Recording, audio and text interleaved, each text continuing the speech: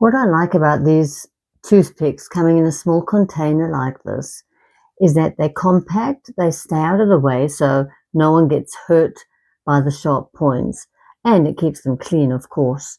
So you can take the whole lid off so that you can refill, so you don't have to throw it away after you've used the toothpicks that are in here.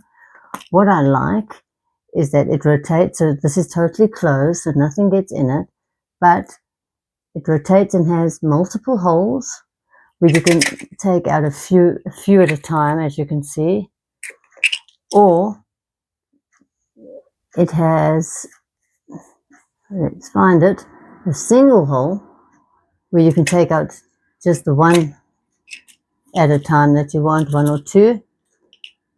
So there's two reasons for that.